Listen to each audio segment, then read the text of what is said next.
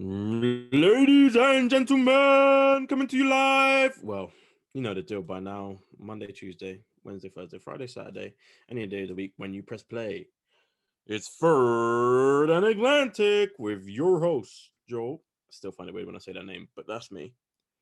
And some guy, Ed. How you doing, Ed? What's happening, Keys? Yeah, actually, I don't know, maybe sacrilege to say it, but it's quite nice not having to worry about watching football on a Sunday. You can just chill and not think, oh shit, Sleep. yeah, there's a game that doesn't finish at 2 a.m. and I don't have to worry about. Ain't However, it was nobody Pro care about this year's Pro Bowl. Bowl. Yeah, Pro Bowl weekend. That was awkward. That was awkward. I started to like how they obviously for a while they just did like the game again, but then they started bringing back the mini games and all that stuff during the week and the build up, and I kind of like that because obviously you see the old school Pro Bowl weeks and they were doing mad. They had them doing mad stuff, and you have to think those are supposedly the best players in the NFL doing craziness, but then they're bringing it back slowly but surely, and then they brought it to like a versus. Yeah, That I don't think many people cared about. It did have some good like highlights that they posted on Insta or whatever. When you talk about playing and Dion, obviously it's always going to be fun.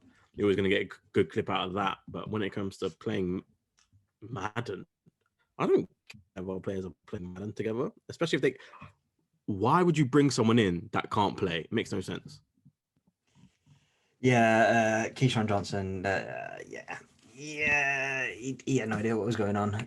If they just swapped Keyshawn with Marshawn Lynch, I would have definitely preferred who they had in the AFC over in the NFC. But I mean, I'm guessing like you and most other people, I just saw the clips on social media. I was not trying to watch any of that. I did see a bit of the Jalen Ramsey D-Hop conversation, but Yep.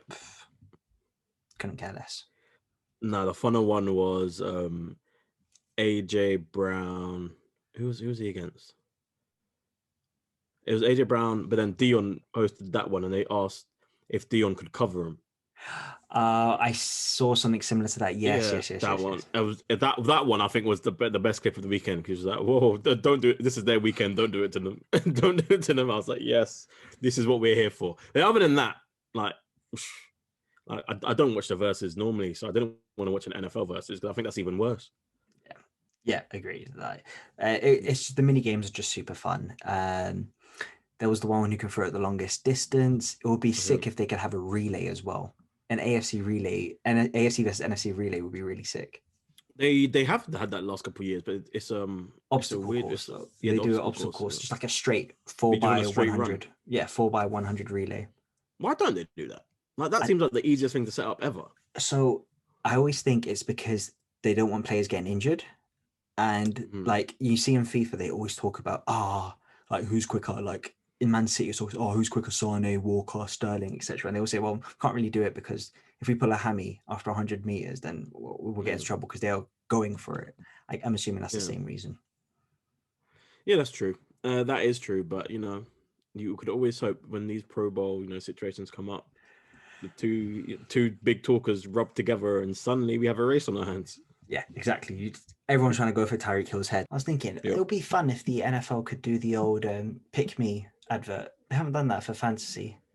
Mate, if they did that now, especially with the effects and all that, that would be incredible. That'd be really fun because I remember a couple years back when I first started into NFL, I watched the video game, tried to recognize if I knew any of the people there, and I was like, "Fuck, okay, I only know like 2 or 3 people here." But that'd just be super fun to do. It's like, I don't know why they don't do it again. Maybe I must have missed something during that time period when it was done until now. I think it's trying to get all of them, like, because obviously you have to get the players involved, and to really do it, you want the big name players. But obviously you can get them because they do adverts like that every year. Maybe it's pride going back to it. Like, why don't we bring back Pick Me campaign? But it was those videos to this day still bang to me. So you would think actually it'll be more popular now than it was before because of how big betting has become, especially for fantasy stuff, daily fantasy and all your and socials as well. And so, like, if you cut up a clip for something, every player's going to put it on their socials. That's really what they want. And players these days are really creative. I'd love to see what D-Hop comes up with. D-Hop's going to come up with something mad to show like he's the best receiver in the league because them receivers love chatting. Oh yeah. Mate, still to this day, the punch through the wall one. I still want to know how they made that happen. Because you can only do that in so many takes. Like, there's only so many dry walls we can put up here. I love how they tried to make it realistic. It's just like, you're gonna catch this on camera, right? You ready? You ready? Okay, cool. Let's do it. So, the big game, the Sunday. Yes, sir. All the games lead up to Tampa, and funny enough, Tampa were playing. And actually, do you remember a couple of years ago when I think it was so potentially it could have been New England versus Minnesota in the Super Bowl, and it was the one in Minneapolis. And I remember hearing that if that were to happen, New England would have technically still had the number 1 seed, and they would have forced Minnesota to go into the away locker room. Is the same thing happening this year? Because I'm assuming Kansas City have got the number 1 seed, so to speak, so they could force Tampa to move into the away locker room. No one's spoken about this, but it's something that's exactly what I thought when I first heard it. I was like, oh yeah, we're going back home. And I was like, yeah, do you have to switch your way? Obviously, it's just mind games, and you're switching routines and stuff like that, and the locker room that you're used to, all that kind of stuff. Does it really mean much in the long run? No. Who knows? But no one's spoken about it. Exactly. So maybe they just gave it back to them and let them ride it out because it is their home after all. But I don't see why they would. Yeah, exactly. I don't see why they would do that. That's just something that's a very, very, very minute storyline that I don't think anyone has spoken about. That initially popped into my head. But I finally finished watching the Spurs documentary, and I never realized how shitty the away locker rooms are for teams. Because it was the Burnley away locker room. I was like, that's so funny. Like, it's so, because when you see the Spurs home locker room and then you see the away locker room at Burnley, like, oh, this absolute banter. Like, it's an absolute shithole compared to what Spurs is. But yeah, there's something I was thinking initially. It's like literally what happened. That's all just part of the mind games. So back in the day, my school did because they were one of those Arsenal partnership schools for the Arsenal Foundation or whatever. So we got to do the tour of the stadium and all that. So we got to do tours of the locker rooms, and they were explaining it, like the thought process, like part of the mind games. It got so far down to like feng shui and all that, because the shape of this room, the color, it brings good luck, it brings energy and blah blah blah. Whereas the shape of the away locker room is, and I was like, all right then, so it's really that deep. Okay, fair enough. Does it work? Clearly not. We haven't won anything, but I was just going to make a dig, but you beat me to it, so I'll allow it. And especially after tonight's game. Pressure. Though, yeah. And I guess, but it would also be fun to. It's annoying that there's no crowds, because it would have been fun to have seen a home crowd, an actual home crowd in a Super Bowl. Yeah.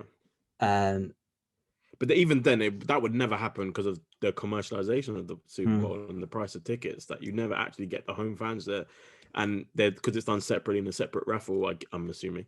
Then it would be impossible for, like, say you got a season ticket. Well, it doesn't cover. First of all, it doesn't cover playoffs, I'm pretty sure, and stuff like that. So it's weird. So there'll never be a home crowd. Yeah, I'm guessing if you're doing sort of allocation, I'm assuming. That's just pulling numbers out my arse. Let's say 35% will go to home season ticket holders. 35% will go to one team season ticket holders. The other 35% to another season ticket holders. The other 30% to like random stuff that they have throughout the year, maybe prizes, awards, or general commercial, whoever has the highest bid. Because I always feel there's a fair split of home and away fans, or both teams fans in the Super Bowl. No. Nope. No. It's like the most neutralist of neutral games ever in life. That's like trying to go to the even the Champions League, I guess, has a kind of spattering of home and away fans. However, I feel that the Super Bowl is done pretty much purely off money, and apart from this year, in which they are donated them to like frontline workers and blah blah blah. But normally it feels like it's kind of the richest people get to go. Champions League, they definitely try to have a split of home and away fans, because I mean, that's who the fuck you're playing for. Like, if you're a neutral, I guess we're all neutrals in this situation. It's not, the game really isn't for us. Like, if you're following the Jags for fucking 40, 50 years and they make it to the Super Bowl and another fucking neutral goes to watch the game, right? They can piss off. But the neutrals go into the game because it's a status symbol, isn't it? That's been the problem with commercializing sport. But You need to get the we won't money get in. into So it. We won't get into it. yeah, you need to get the money in. So that is what it is. But Brady, Super Bowl, Bucks in Tampa. Yeah. So to kick it off, let's look at Tampa. So I was having a look at who their Pro Bowlers were and who their All Pros were. Now I prefer looking at All Pro than Pro Bowlers. I fucking hate looking at the Pro Bowl teams. Pro Bowl, they only had one player, which was JPP. However, JPP. they got 2 All Pros. I didn't tell you this beforehand. They've got 2 All Pros. Can you guess who those 2 All Pros are? It's not Brady because I No. believe Aaron Rodgers got that. The All Sure. Pros is Rodgers and Mahomes, and then Josh Allen's second team. So I'm going to go. It's not going to be JPP. I don't think he doubled up. So both of these So are second is it- team in their positions. Both defense. Yes. I'm gonna go Winfield, even though he probably didn't because he's a rookie. And let's go with Shaq. No. They were both linebackers as the linebacking duo. Mm. So Levante David and Devin White were both second team All Pro. Fair play. Oh, Devin White, yeah, sure. Fair play. Yeah. I didn't hear much about Levante David this year, but clearly he's been cleaning up. He's just more of a run stopper this year, I guess, like being a tackling machine. Alongside a tackling machine of Devin White. So those were their 2 All Pros. The Chiefs had 1, 2, 3, 4, 5, 6, 7 Pro Bowlers. Of those 7, 5 of them were first team All Pro. So I just want to have a quick overview look at the star quality of their team, but that's just one way of looking at the overall season. Of course, there's so many players that aren't considered. As you said, Antoine Winfield Jr., probably Defensive Rookie of the Year contender. They got Brady, who's arguably the GOAT, but that's just one to have a look at the overall season if we're looking at it. So I mean, it's not arguably anymore, by the way. So we can carry on. So I just want to have an overview of the Bucs season, as we said. So they started off, their defense was at the start, their defense looked really good, but then it went off for quite a few weeks, and then it decides to come back to life at the end of the season during the playoffs, and that's when it's scary because you feel like now, shit, their defense is peaking. The amount of turnovers they're able to cause against the Saints and the Packers. If I was the Chiefs, low-key, I would be worried because that defense can cause turnovers and can limit their possessions. Yeah, what I would say was mid-season, mid-regular season, we were looking at, okay, the Bucs, they've at least got they've shown they could, perform. They've shown like the heights they can perform at. So therefore, at least they got a good stepping stone for next season. Let's say they got a good base, a good foundation. Yeah. Brady will challenge for the Super Bowl and all that in his second year. Hopefully, if he if he cleans up at that bit, because at that point it was still a bit shaky. They were still trying to work out the kind of flaws in the system, merging of the 2 playbooks, let's say, and 2 philosophies. But boy, it got scary. It went from that to maybe Belichick was right to Brady solidifying GOAT status in a couple weeks. Like once they, it's not even like they clicked and were like just amazing. They were just steady week by week, get a win, do a little bit better, get a win, do a little bit better, get a win, do a little bit better, and then suddenly it comes to playoffs and the defense is unstoppable, the offense is clicking, and then what we're in the Super Bowl. They were against the hottest team, arguably, in the Packers. They came into the playoffs. They won their first game pretty handedly, cleaned it up pretty nicely, and then the Bucs made them look like trash. Outside of the Chiefs, I was thinking about this. Outside of the Chiefs, I don't think there's a better set of offensive weapons than Tampa. No. If you go by paper, that is, though. And variety. Yeah, I guess, yeah. And variety. Because you've got a big body receiver in Mike Evans. Then you've got a slot slash an elite wideout in Godwin. I really like Godwin. I think Godwin is really, really good. You've got an absolute speedster in Scotty Miller.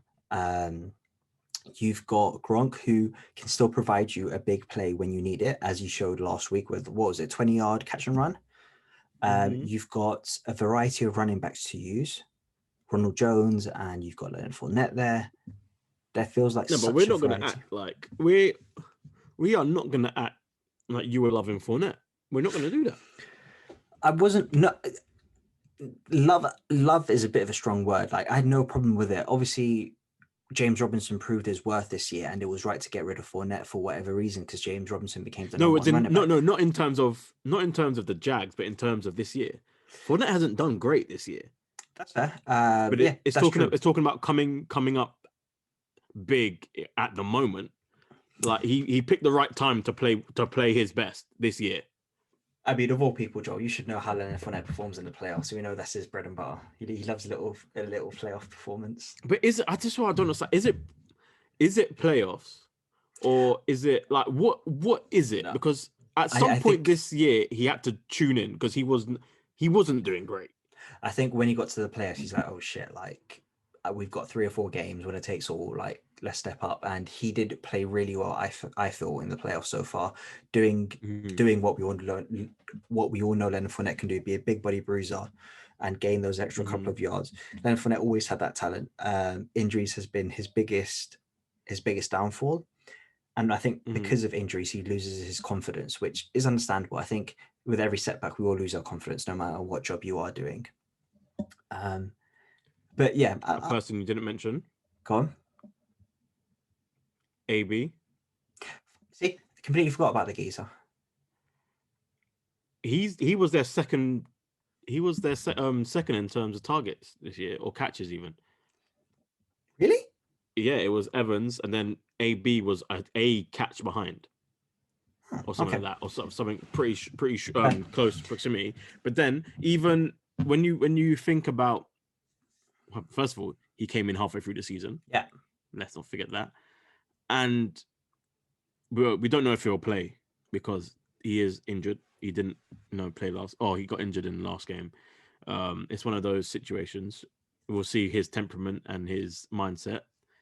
But that's the Super Bowl. First of all, people play. He's not going to turn down the chance to play in the Super Bowl. Like, no matter what, he is going to play. But then it's a matter of how do you use him. Is he a distraction? Is he what do you call him? A decoy? Is he a decoy? But then will he now accept that role? That's because when you're winning, it's very easy to be humble. Very easy to be humble when you're just winning. You're just going about my business. I'm on my last chance. Yes. We've seen AB when things don't start going his way. That's when he explodes. I'm not going to overreact to it just because I think he must know his role in this team, because I haven't heard a word from him since he joined Tampa, to be fair. So, I mean, credit to him, because I know a lot of people gave him shit for stuff that was going on before Tampa. But pardon? Like you. Like everyone with a brain. Like you. Okay, like you as well? No. I've been an AB. Lies. I've been an AB Lies. fan forever. Lies. Very, very quickly, 20 seconds to this corner. Yep. Who would annoy you more winning the Super Bowl, Le'Veon or AB? None of them. I'm glad one of them get to do it. I would prefer both of them to do it. Okay, fine. Because there is no reason. I hear he became an annoyance and blah blah blah for AB. Le'Veon really did nothing apart from pay me like you use me. Yeah. And then for both of, not even just one, for both of them to be in the Super Bowl before us, for both of them to get further in the playoffs than we have since they even got there, is a bit mad. Can I tell you what this will mean in the future? There's going to be a Super Bowl, which is going to be Juju versus James Conner, and the Steelers still won't be in the Super Bowl. Mate, okay. These two, you could put it on because they are elite players that both went to amazing teams. If those the two Jets? Guys, no, okay, as in not directly, but he's there now. Yeah, right. He's like third choice.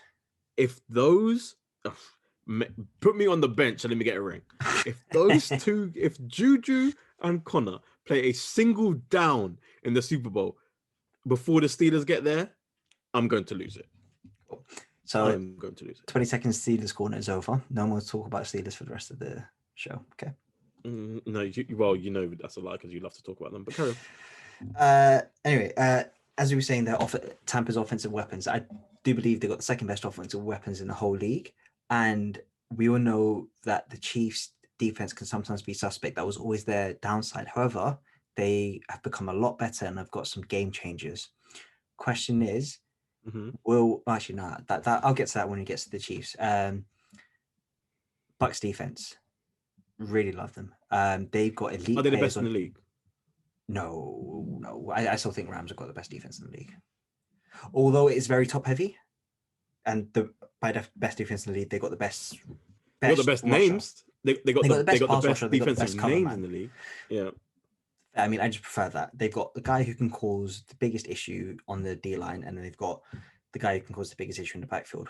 So you prefer the best, let's say best two over the very good five or the excellent five. When I watched them, I preferred the Rams defense this year compared to the Tampa defense, but the Tampa defense are coming to their own and causing so much havoc. They've got elite players on 3 levels. As I mentioned earlier before, JPP was a Pro Bowler, and we all know what Shaq Barrett can do. He proved it again in the conference round. So now you have to pay him, right? You have to pay him. We'll see what happens, because I reckon they might end up franchise tagging him. But if he gets the Super Bowl, I think he'll be happy to leave if he gets the Super Bowl. But you know what? Cool. I got my ring. Let me get my money. They've got 2 All Pros in their linebacker core, and they've got Winfield Jr., who's arguably one of the best young defensive safeties, or just one of the best safeties in the league right now. In 5 years, they can do that. In 5 years, is he best all time? As in best in the league, best in the not all time, best in the league. That's what we were thinking about. That's what we think about Derwin James. Derwin James was getting these. Derwin James was All Pro, I believe, after his first year. After his rookie year, I think it was. But then he kept on getting injured. He's been injured the past 2 years. I feel pretty certain that that's Derwin James's trajectory. So it's both of their trajectories, but one of them has to be not one of them, but as in, it's always someone's trajectory. It's going to be someone's trajectory, I should say, but someone has to be the best. Will he be the best in the league in 5 years? No, I'm still going to stick with Derwin James, although all his injuries, and I guess it's just easier to take the field. So Derwin James was. So that leads me to a second question, though. Go on. No. Read out his stats. Read out stats. 2018 was drafted. 2018, he was first team All Pro and second team All Pro. So he was on flex. He was a flex as well. He got, so I think he only played his rookie year. His rookie year, 3.5 sacks, 3 interceptions, 14 pass deflections. Okay. Does he make it to a second contract with the Chargers? Yes, because Herbert will still be in his rookie contract, and they'll try to maximize it. If say your GM, you sign him. Yeah. I believe that's one more. Was it one more? Two more 14, years? So 18, 19, 20, 21, 22. So I guess 2 more years. Yeah, but no, and then 5th year option. Okay. 5th year option. I think they do 5th year option because he is injury prone. Yeah. And it's an easy way to keep your first rounders on a rookie deal for at least 1 more year. However, he's going to be a pay early candidate. Yes, 100%. But you can't pay him early and him not play. This is the problem. I reckon he won't get as much as he hoped he would, but I reckon he'll get a longer term contract. I reckon he'll get a team friendly deal where it'll be longer term, 5 years, but it'll be less than what he anticipated. That's my initial assumption. But I don't know why I'm spending too much time talking about that with James. Yeah, in injuries are gonna hurt. Well, have hurt a lot of people, and will kill off a lot of contracts more than we think. The same with Raiders and Abrams. Yes, that's another safety who's got a lot of injury concerns. He got injured the game he watched. It was a game against the Chiefs. Yep. And they think he's going to be. They thought he was going to be a top 5, top 3 safety in the league. He hasn't been able to play like 5 games in a row. So, and he can't say salmon correctly. So Americans. I'm not going to say that. The Bucks defense. What are your thoughts on the Bucks defense? Talk a little bit about the offense. What do you think about the Bucks defense? I think they're the best in the league. Oh, fair. I think they're the best in the league. Like you said, they have elite players on all 3 levels. It's not only just that they have elite players, they play well together. They do force the turnovers. They do change game plans. Whatever, like, it's not that their skill level is amazing, even though it is amazing. It's it's the way they play it. It's the way even the coaching staff scheme a game. It's just what they carried Brady through the beginning. Let sorry, let's not lie. They carried Brady through the beginning because it was a struggle watching him when he was trying to. Like I said, when they were trying to mesh offenses, it wasn't coming off too great at the beginning. Bruce Arians was throwing him under the bus mid-season.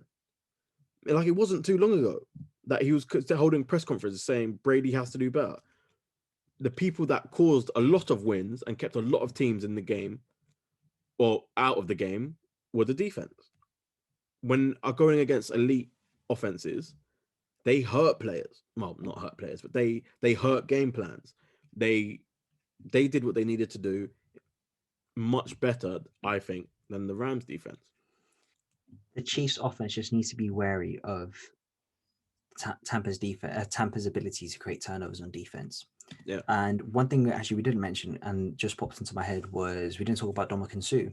And I don't know if I was imagining it, but I remembered in the Rams Patriots Super Bowl that Dominican Sue had a big game because everyone was just focusing on Aaron Donald. And I just quickly went to double check the stats, but Dominican Sue only actually had 1 tackle and 1 assisted tackle in that game. No sacks, no interceptions, no nothing. So maybe Dominican Sue, now with a bit more help on the edge with JPP and Shaq Barrett, maybe we can see some more one-on-one coverage for him to. It's not even, when you look at it, it's not even the edge they need to look at. He's got Vita Vea next to him. Yes, and he's back. That's why he was injured a little while back. Yeah, he came back for the last game. He came back for the Packers. Like, the way your blocking scheme is set up, you can't block all 4 of those guys. That's just what you can't do.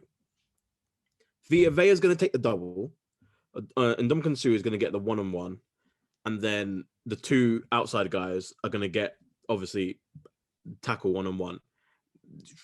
Supposedly, you're either going to get tight end help or running back help. Yeah, maybe a chip from the running back. Yeah. Yeah, but for the most part, it's going to be the interior where they eat and push.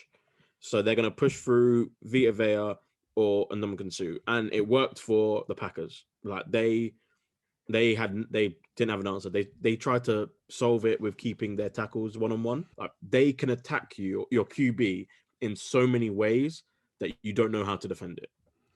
I guess actually when you're saying that, it makes sense in terms of if you've got multiple players that need double coverage or extra help trying to block, it frees up the rest of the defenders to do whatever they want because there's less people to guard.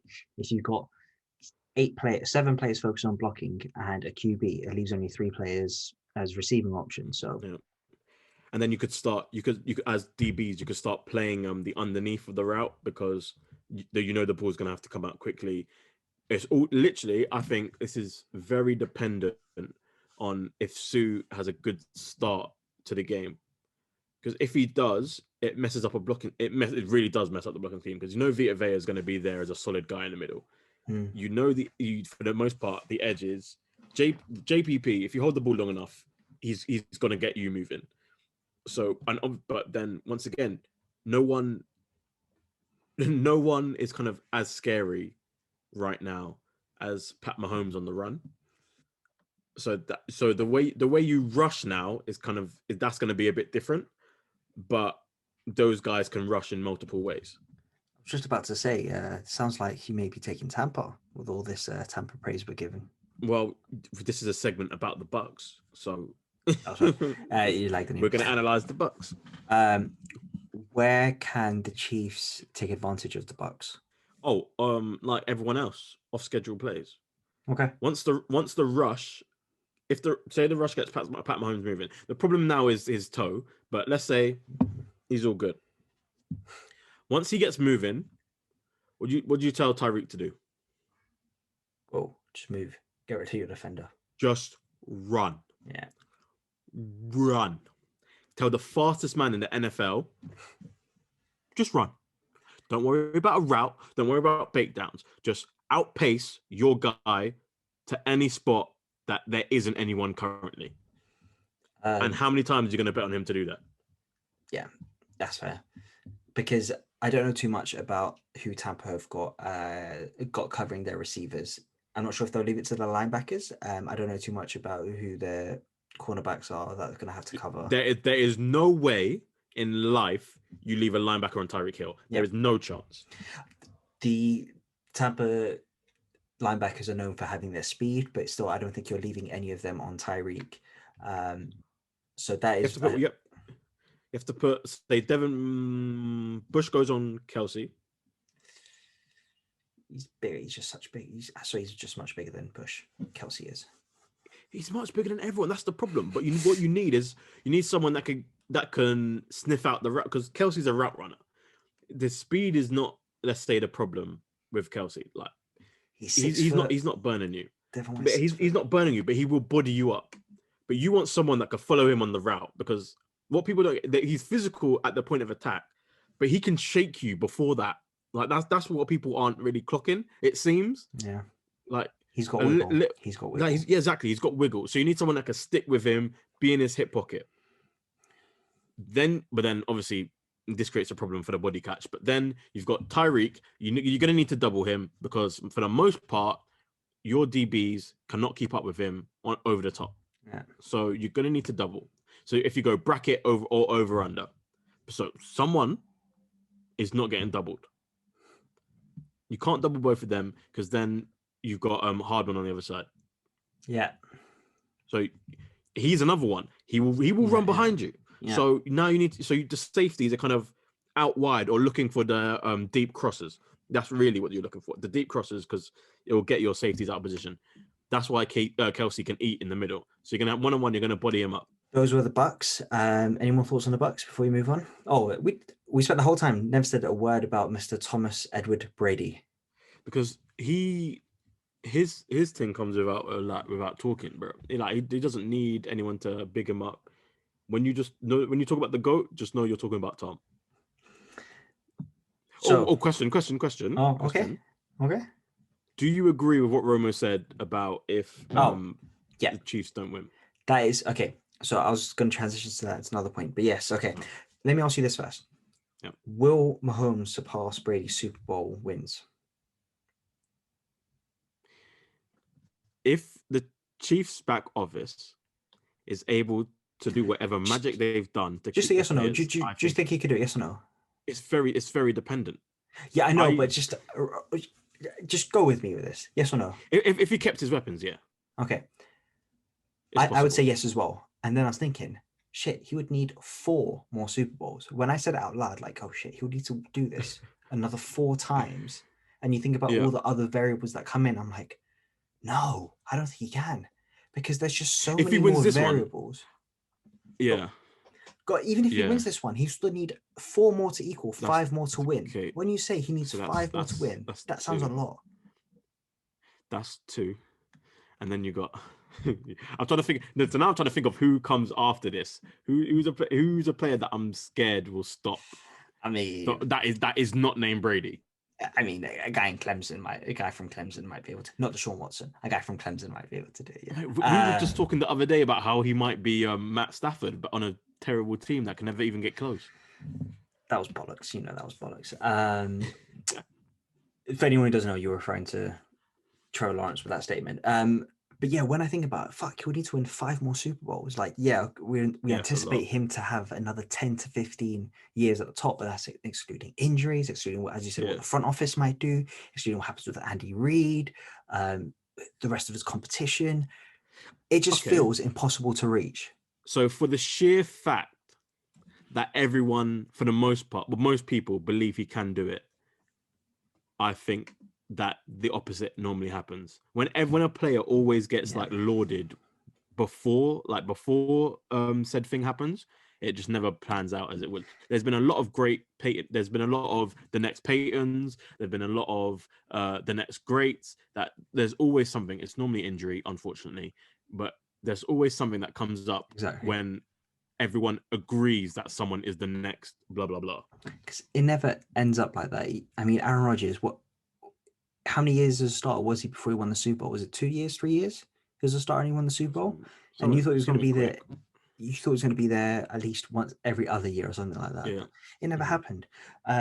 So I was just looking Once again, at the organization that plays so much of a part exactly. in that. It's I was ridiculous. looking at the Chiefs' current contract situations, and Mhm. in 2023 they have 12 players on the book. So they have Frank Clark, Patrick Mahomes, Chris Jones, Travis Kelce. Both Miko Hardman and Tyreek Hill will be up by then. But I reckon if the Chiefs win another Super Bowl, I think Tyreek Hill just knows this is the perfect system for him. He's with the perfect QB for him. I reckon he could stay. Unless, you know what, fuck it, the Bills might be like, hey, come over here. That would be fun, with not seeing Diggs and Mate, do you know Hill what? If with the Packers finally pull out some money ugh, let's not even and be talk like, about the fucking hey, Packers hey, organization. Tariq, what you saying, big dog? What you say, guy? I just reckon he will end up staying in Kansas City, who may take a Yeah. team friendly contract. But that's the 12 players they have in 2023. When we get to 2024, they've only got 4 players on the contract: Mahomes, Kelsey, Harrison Butker, and Lucas Niang. No idea who this Lucas Niang kid is. But those will be the only 4 players that got on a contract in 2024. How will Then they the only draft players until then? overall. Yep, contract players. But then you can also have a contract, a 5th-year option for Clyde Edwards-Helaire. And then They're gonna hit that. exactly. And then They're going, as long as if he carries on like this, there is no way they don't do that exactly. because it's just to keep a cheap, productive player. And okay, here's also another thing I've got issue with the contract for 5th-year contract. Wouldn't it be more beneficial long term if you know this player is going to be elite to give him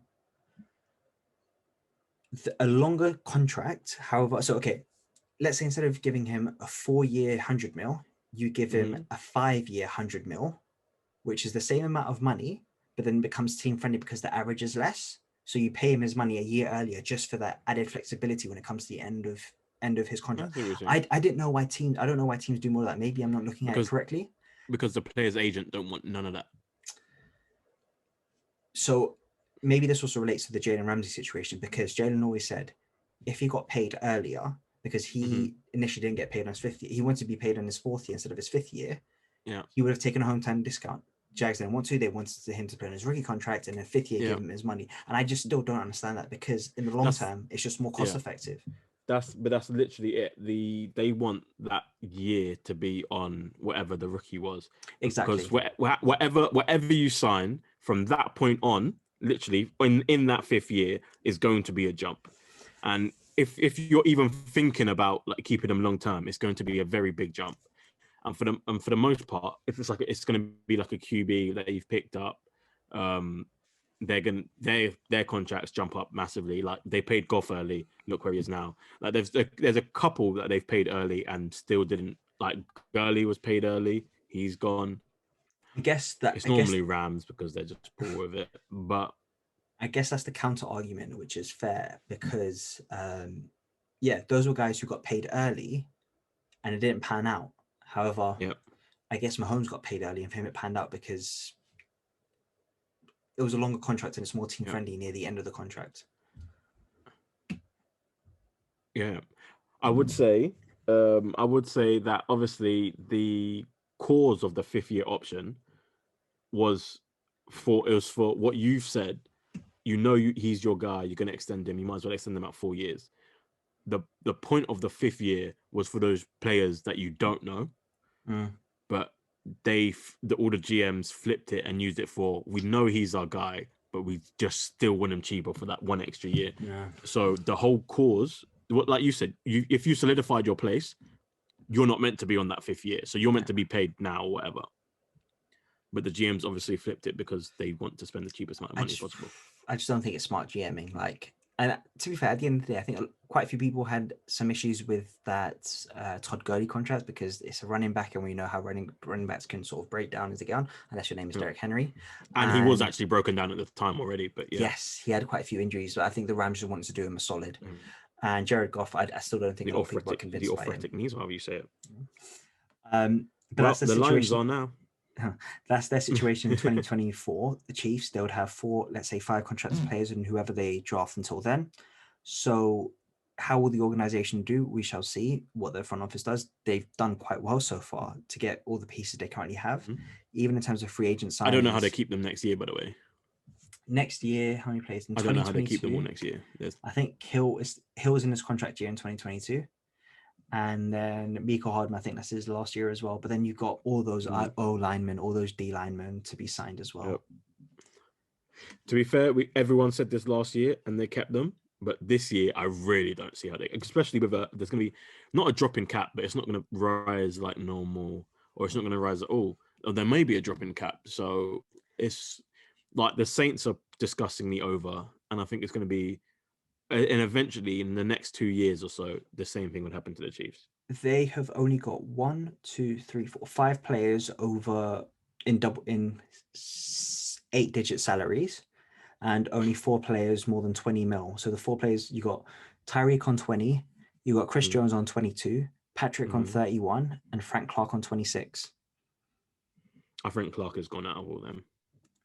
I don't think his contract is up for. He's up until 2023 as well. So he's got a couple more years.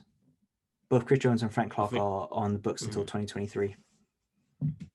Chris Johnson was like, he was going to sit out this year or last year. Chris Jones or Chris Johnson? Chris Jones, sorry. Yeah. So that's why he got paid big. He did not take a team-friendly contract. And to be fair, if they do trade him, or if they do release him in 2023, it's only they'll be saving 21 mil in cap space, which is quite good. It'll only be a 7 mil dead cap hit. But I reckon they'll still keep him for another couple of years. He can still, when you got Jones alongside him, it helps. But yeah, bringing it back to the Patrick Mahomes Tom Brady conversation. When you say, will Patrick Mahomes get more Super Bowls than Tom Brady? Initially, I was like, yeah, of course he would. But then when I think to myself, fuck, he'll need to get 5 more Super Bowls. Like, it feels like such a grind, but we shall see. So overall, actually, do you reckon he'll get more Super Bowls than Tom Brady? So yeah, the way the Chiefs are run at the moment it's going to be However, is he able to surpass Brady in the GOAT conversation if he does not win this Super Bowl? Oh yeah, so bringing it back to the Tony Romo conversation. Yeah. I do think the whole QB versus QB when in the same field, maybe I'm not looking at it correctly, but I do think that conversation is a bit overblown because the QB doesn't play the opposition QB. They play the opposition defense. It's QB versus defense. So I'm like, okay, let's just be serious about this. But I do get Romo's point in terms of, well, from a narrative perspective, you guys played in a Super Bowl together. This was Tom Brady in his twilight years, and you couldn't beat him in arguably your peak with better offensive weapons, with a head coach who's been there, done that before, with a team who literally just won the Super Bowl last year, and you couldn't beat them.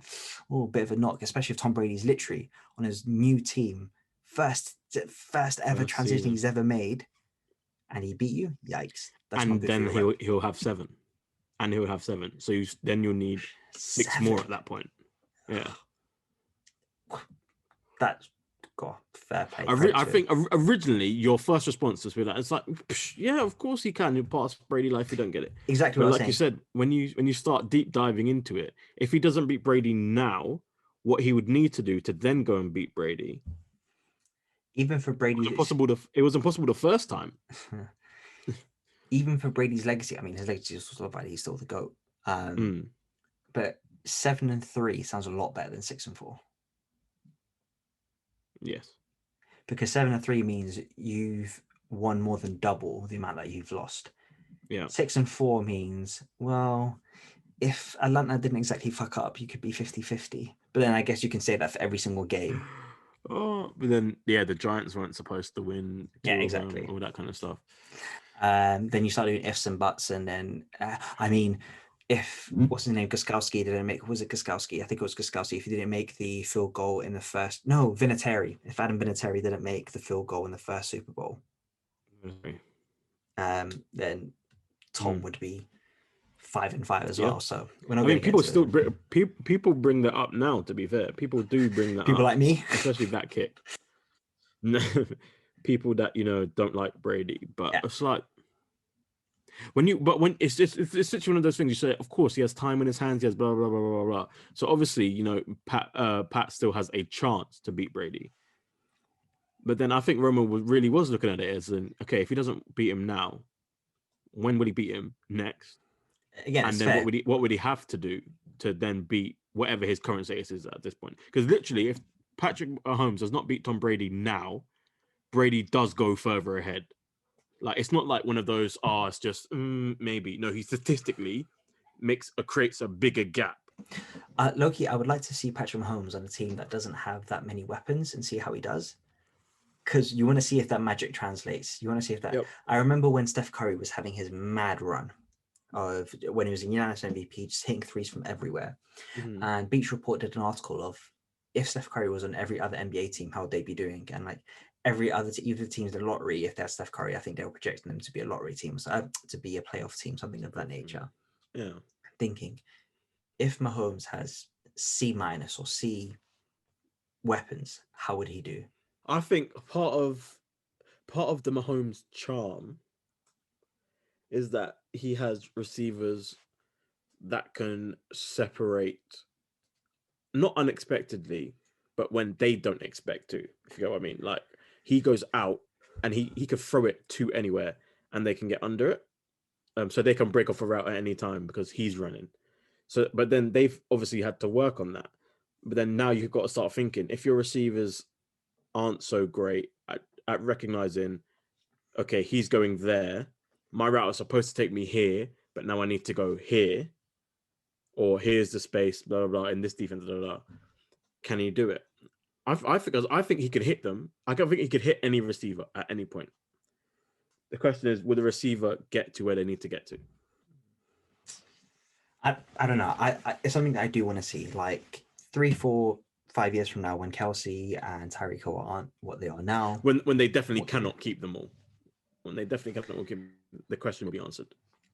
Yeah, I guess we would definitely have to see how they draft the next couple of years, how they do with their late round picks. I think they feel like they hit the jackpot with Clyde Edwards-Helaire. They feel like they got a running back there for the future, but we know sometimes it's tricky to pay running backs after a certain time, and you can always pick up value with running backs later on. So speaking of the Chiefs' offense, overall, as I mentioned earlier, they've got 7 players. Well, they've got 4 players that made the Pro Bowl, and 3 of them were first-team All-Pros. No prizes for guessing who those 3 are. On defense, they had 3 players make the Pro Bowl, and 2 of them. Who was the fourth though? It was Fisher, Eric Fisher. Fisher. Yeah. Oh, fair enough. But who is out this game? Who is out this game? I guess. But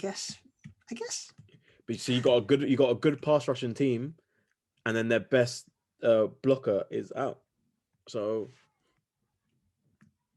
their O-line will have to hold their side of the bargain up. Even if they don't, to be fair, you're assuming Patrick Mahomes can spot when the pocket is falling apart and roll out and create those players. So technically, how many times does he have to cut on his toe before he gets hurt properly? Chad Henne, eventually, actually, it could turn up the Tampa's biggest strength could turn up being their biggest weakness if Mahomes can spot, oh shit, blitz is coming. Yeah. Let's roll out of the pocket. That's a good thing to look out for, actually. And then on defense, Kansas City had 3 All-Pros. 2 of them were first team. 3 Pro Bowlers. 2 of them were first team All-Pro in Chris Jones and Matthew.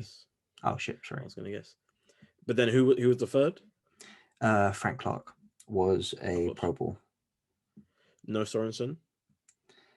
No, Sorensen's just a big game player. I feel, as you mentioned to you a couple weeks ago, he sacrificed it all for the team. Like, he was about to get a targeting call. He should have got a targeting call. As I mentioned to you, like just Sorensen comes up with these big plays out of nowhere, and it just really works for that Chiefs defense. He just will have a big pick or a big fumble or a big breakup when the Chiefs really need it. And fair play to him. There's not too much star power outside of that. I don't know too much about their linebackers. I don't know who their corners are. How will they match up? I don't know too much. I'm not too confident. Any more thoughts on the Chiefs in general? I'm really looking forward to 2 things actually before I let you go. I'm really looking forward to what the Chiefs have planned for the first couple of drives, what Andy Reid and Bieniemy have written up to start the game. Secondly, I hope, and I don't know why this isn't utilized more, that the Chiefs have got a couple hook and lateral plays in their playbook, because we know they've done it before, but it's been off schedule. And I don't understand why teams don't do more of it in terms of, let's say it's a straight jump ball to Kelsey, catches it and tip passes it to the person who's in front of him. So Kelsey's running his route, turns around, faces Mahomes. Mahomes throws it to him. He catches it up in the air. Maybe this is just me completely thinking out of the box, which wouldn't work in a game. Catches it. He's facing Mahomes. He sees the receiver. Let's say it's Tyreek there. Tyreek's next to him. Dumps off to Tyreek. Tyreek can just go ahead, or Miko can just do ahead and do what they do. I don't know why more teams don't just experiment with it more, but low-key, I think the Chiefs might do something like that. In terms of the Chiefs, it would work, but I just don't think they need it to work, because at the end of the day, that play would be for you said you throw it to Kelsey, and then he'll hand it off to, most likely he'll pop it up to Tyreek Hill, and then obviously he could pop it to Hardman as well. But they can just as easily just run past the person and connect with the ball 60 yards downfield. Obviously, it's a bit more fun, a bit more excitement, but bringing it in short requires a risk. You know what I mean? Whereas if they could chuck it down 10 times, they could run the same play and just chuck it to him deep, and they'll get a decent amount of yards. Like you'll bet on them to connect a decent amount of times, so they don't really need to bring the risk down to the hook and ladder when it's the same risk to just throw it over the top. No, I get you, but it's just that I'm just thinking, just adding another wrinkle to the offense, and because of how aggressive Tampa's defense is, you're assuming they're all going to be running towards Kelsey, just focusing on him, which allows then Tyreek Hill to, because they've done it before on and it wasn't an actual run play, it wasn't an actual play that was called, it just happened within the flow of the game. But with that being said, though, given both the coaches 2 weeks to prepare for this, you should see some interesting. That's going to be this year's Philly. That's going to be this year's Philly.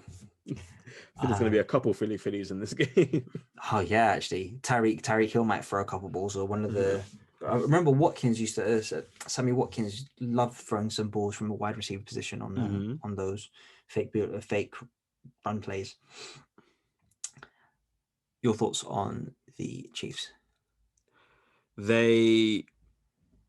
I was a lot more confident before I dived into the roster. I think they are a couple injuries away from being not average, but being stifled massively. Okay. I think the offense is amazing for the personnel they have, but if they don't have that personnel, we don't know what happens afterwards. And I don't think this is the game I'd want to find out.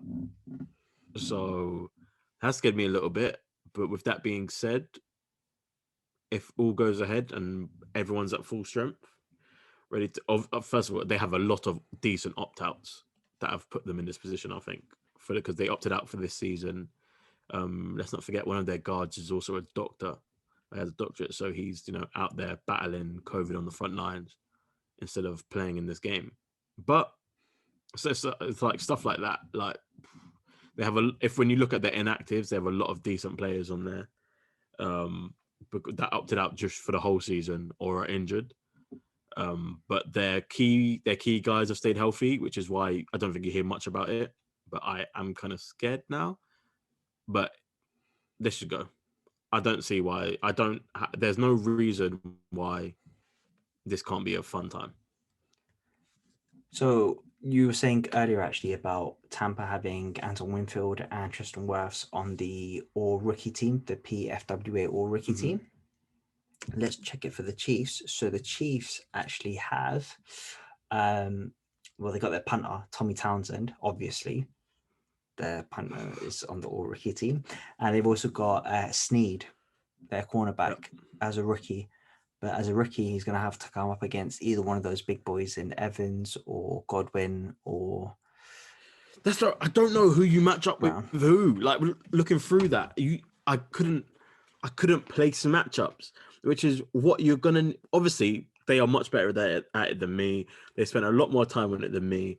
But just me sitting down here looking at names, I don't know who to match up. But I know who is going to be a problem. You see, it's an issue. So it leaves us one question to be asked, Mr. J.A. Who are you taking in the big game this Sunday? Tampa Bay Buccaneers, Kansas City Chiefs in Tampa, Florida. Obviously, both those teams, really helped me out this year to capture the inaugural Third Atlantic crown. I must say, it's going to be hard, but I think I have to stick with my not my pick'em choice. What was it? My playoff predictor choice. I'm going to have to go with the Chiefs. They have yet to fail me this year. They've yet to fail me over the last 2 years, let's say. So I think it has to be them, although I just want an exciting game more than anything. What happened last time Chiefs failed anyone? It was this time, 3 years ago? No, it was Raiders. No. I mean, at the end of the year. At the end of the year, yeah. 3 years ago. Do you remember who was against? Thomas? Don't say the Jags. Edward? No. It was against Tom Brady. It was the. Do you remember it was the Pats Chiefs game where the AFC Championship, isn't it? Yeah, where the guy was offside, and then it went when to he wasn't overtime. actually offside, but another thing, another one. It went another to one. It went they to always overtime play in Brady's favor, and it went to overtime, and then Patriots won it in overtime. However, I'm still going with the Chiefs. Again, Patrick doesn't get to touch the ball in overtime. He didn't touch the ball in overtime.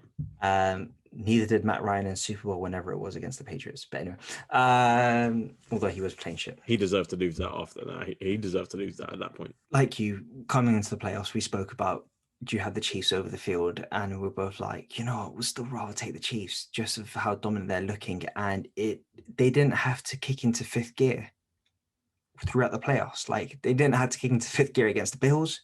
But is this a Clippers situation? Because we know the Clippers didn't necessarily click into third or fourth gear in the NBA playoffs last year, but Chiefs have got a lot more experience than the shitty Clippers did.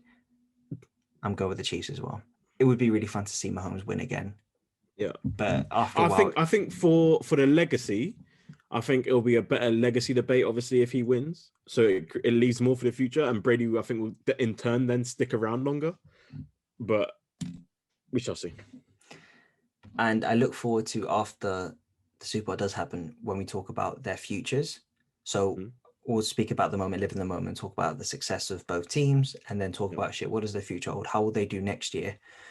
Both teams had quite a few players, had a couple of players in the rookie teams. They've got promising future, you would assume, for both. You would think Tom Brady loves playing behind this O-line, and with the weapons they have, could he make another Super Bowl next year? And then we all know how dominant the Chiefs have been past couple of years. How they do next year. That'll also be fun to chat about next week. Quick question. Go on. Quick jump out the window question. Is it a Chiefs-Bucs Super Bowl again next year? No. It never happens like that. I remember Eagles being like, oh shit, like after they won it, they're like, they got all these great pieces. Carson Wentz is coming back. I think that more came out of Philadelphia than anywhere else. But this one, I saw a lot of analysts saying that as well. Brady's coming. Well, Brady doing his thing on schedule, early. Got the Chiefs not losing much, even though they should. As in terms of players in the off season, I think it's very possible that it could be again. They never said home teams never got playoffs before this time, so it can happen. Yeah, exactly, that's true. Actually, first ever team in their own stadium for a Super Bowl game. So that concludes. We've literally just spoken about. We've only spoken about the Super Bowl. There's been so many other things that happen in the NFL, but we pay respects to the teams that made it to the promised land, I guess. We have all. We will chat about the trade talk. Oof. Yeah. Oof, I mean, we'll talk about the Rams' awful draft decisions in the past and how that has led to them sacrificing 4 first-round picks for Matthew Stafford, so to speak. They hate first-round picks. That's what it is. Yeah. That's been it for this week. J.A.? Let me just sneak it in. They hate first-round picks, and they hate their QB even more. Or, I mean, their ex-QB. But with what that being said, it's a Third Atlantic Super Bowl, baby! Right. That is weird, but... Long night on Sunday. Monday, long day night. off, so it's going to be a bit of a mare. But I know you long night, long day. Nah, none of that. I'm working all the way through. No sleep. Oh, I love That's what that, I do for you guys. No sleep, gang. Right. I'm going to cry. I shall speak to you next week, geezer. Peace. In a bit. Yes. See you later.